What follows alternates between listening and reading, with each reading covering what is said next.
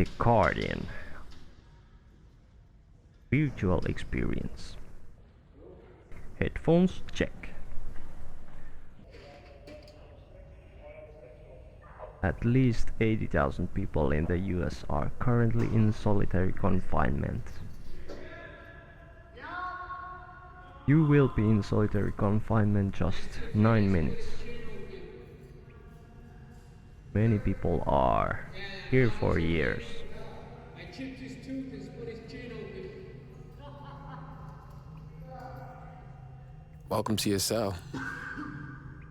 You're gonna be here for 23 hours a day. 23 hours a day. Yeah, I'm never going back to population again. As a psychologist, I can tell you that you are going to undergo many different kinds of reactions. And some of them will be more immediate than others. So as things happen to you, and some I can't even predict, what you have to do is keep your eye on survival. Memorize your space. Count the bricks in your cell. You'll see the paint strokes in it. This is kind of eye-opening. So, now that you're here, what are you going to do? What can you do? Dear Cheyenne, I'm just writing to you to say thank you for everything and I love you. I was on my way to sleep, but I started to look at my pictures, and for some strange reason, I just had you on my mind more than usual. I'm sitting here in my cube, and it's like I'm still with you. I see you all day, every day. Your pictures are up on my wall, so I get to see you and pray with you every night. Truth be told, Cheyenne, I need help. Not with anything, but understanding who I am. I know my name and what I look like. I just don't know who I am on the inside. One thing's for certain, and two things for sure. No matter whatever happens, you will always have a special place in my heart, and you'll always be my favorite girl. If I could ask for anybody to be in my corner through my lowest time, it would be you. Prison library comes by once a week. Ask your neighbor, do you have, any books that I could read or magazines? Roll up your mattress, fold up your blanket into a pad, and that's what you sit on, and then lean back against your rolled up mattress. Take your time. A thick book in solitary is like hitting the lotto. Every day, wash up in the sink, like take a bath. It's called the bird bath. You have to clean this up because this is your space. You take a sheet, you wet it, use the soap, sweep them off the floor with it, you clean your sink and your toilet and your desk. That's where you have to eat your food at. You want to make sure that's clean at all times. Comb your hair and get up like you're going somewhere. Most people exercise for at least an hour a day. You have to exercise, and you have to do it in a certain way. 500 jumping jacks. 500 to 1,000 push-ups. 16 count burpees. You have to do a workout that is strenuous. You're given a breakfast around 6:30. And when you get your breakfast, you're given a box lunch. So if you don't wake up for breakfast and you just stay asleep and they see you're not going to get breakfast, you don't get your lunch either. The last meal is at 4 o'clock, and you won't eat again until 6 o'clock the next morning. Try to save your fruit, save your bread for the end of the night for a snack. I guess you better eat up then.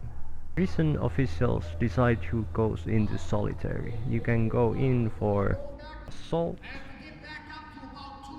prison activism, gang membership, not eating your food, really, looking the wrong way at the clock, having too many toilet rolls, sex, too many pencils, yelling too loud, ripping your towel. All about survival and defending yourself for your own protection.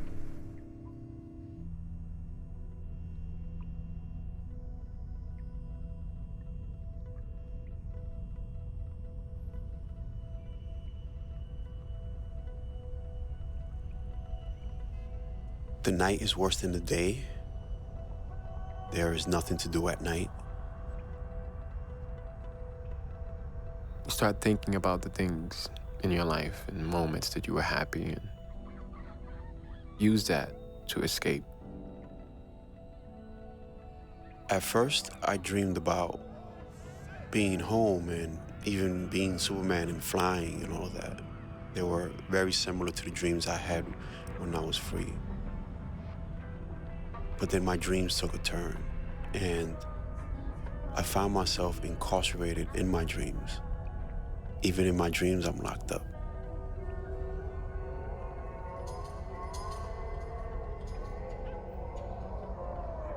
After a while, things start to slip. You know, you think you hear them calling you from the officer station. The toilet that drips because it sweats and it hits the floor. Choop, choop, choop, choop.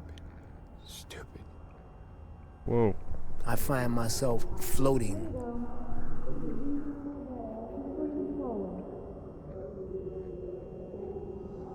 Thinking about my mom, I see her in the corner of my eye. A person would sometimes be in my cell with me. You know, you see like the paint on the wall. Oh my God. It's that paint probably been there maybe 50 years before I got there.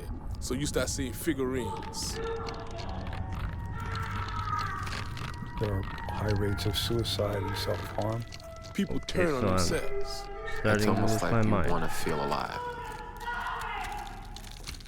You know, when the officer walks by every day and doesn't look at you and doesn't say anything to you, you do something to make them notice They you. want to treat us like animals, we might as well act like animals.